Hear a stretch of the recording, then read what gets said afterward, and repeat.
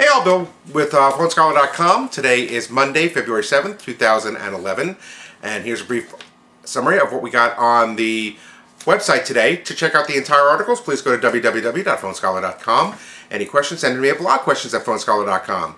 The first story, listen, I'm very proud of. It's something that I wrote 100% by myself. I researched it, I wrote it, I put it out there, and hopefully you really enjoy it. And it's called The History of the Big Four U.S. Carriers. I thought it would be something that you'd be fascinated in to see where all these carriers came from. And of course, I'm talking about Verizon Wireless, AT&T, Sprint, Nextel, and T-Mobile. I think you'll be amazed. I was, as I wrote them, how intertwined these companies actually are, and how for the most part, at some way or another, they were all attached to each other. And you'll see how that works out. It's very, very interesting. So please go ahead and read the article. I did put links to the entire research of the articles because these are, I'm not going to say a brief history, but it is kind of a condensed history, I guess is the best way to put it. And if you want to see the full histories and all the research materials I did, again, at the end of each carrier or each company, I put the links to the research information that I used. So please enjoy that and send me feedback on it. Let me know how you like the article because I do have a few other planned, and hopefully maybe once a week or once every other week we'll get those out. Next, iPhone 4 on Verizon, we all know that. But the question is, buy now or wait for the iPhone 5? And it is a big question, and a lot of people have been asking me that. And I really have to tell you, well, let me go into it a little bit and that'll help you out. First of all, today it was pretty much announced or rumored that the iPhone is going to be pretty much 5 available in June. Now, we've all heard this before, and you know I don't like rumors, but that's been the speculation anyway, along with a lot of the other Android phones are coming out in June, July.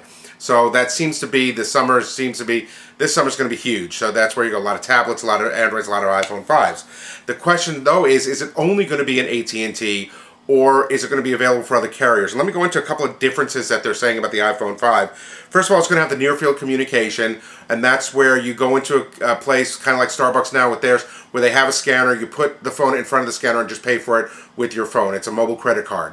And that definitely will be built into it. It just has to, the retailers have to have the scanners to be able to use that. So we'll see how well that goes over.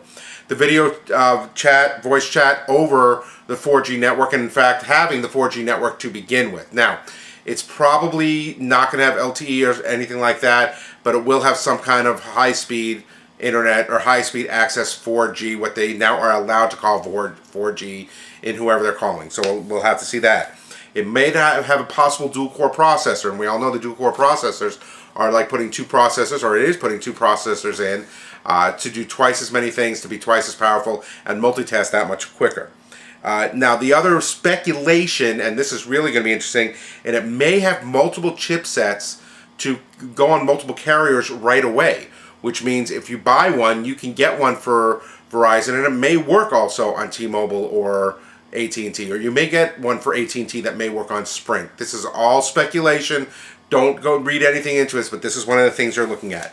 So what do you do? Well, really what it comes down to, and this is what the article says, and they give an example of some executive, is first of all, it's the coverage. If you have AT&T and you just absolutely cannot stand the coverage, you might want to go ahead and get the iPhone 4 now when it comes due on February 10th. You might want to go ahead and get one. And oh, by the way, Best Buy has announced definitely they are going to be carrying it also along with Walmart, the Apple stores, and Verizon. So there should be plenty available out there when they get them, because the pre-order for Verizon, just to let you know, they sold 250,000, which was a record for them. So they're going to be going quickly if you want to get one.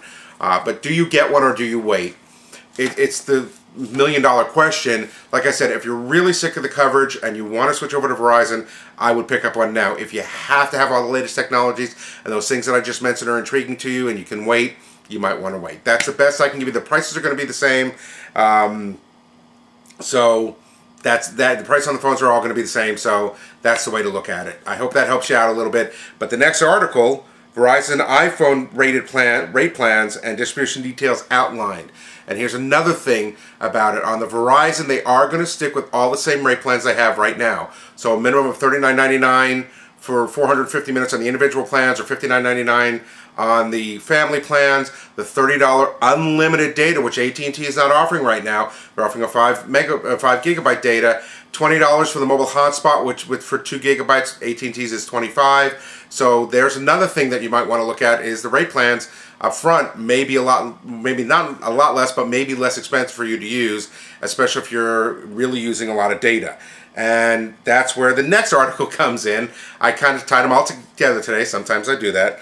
Verizon to curb highest data users. Now, with all these good things that are coming out, and they're talking about the iPhone and everything, this is kind of not a good thing for those people who use a ton of data, but just to let you know, this is strictly for new contracts. The ones that signed up on Thursday or will be signing up on Thursday, it's strictly for that. If you're already a Verizon customer and you're using a ton of data, it will not affect you. And basically what they're doing is the people who use the top 5% of the people who use data will have their data throttled. And what that means is when you throttle back in racing, it means to slow down. And they're not going to stop you from using everything. What's going to happen is your data usage, the ability to use the data is going to slow down. So it's just going to take longer. So it's not huge tragedy. They're not dropping it. They don't say how much they're going to throttle it. I don't know if it's 10, 20, 30, 80%. They don't really say. But in an effort to try to keep the system flowing for everybody, they are going to kind of penalize the highest users, especially since there's no tiered pricing. It's not the worst thing in the world. If you're one of those people, I am sorry for you. But like I said, remember, it starts with the new pricing only.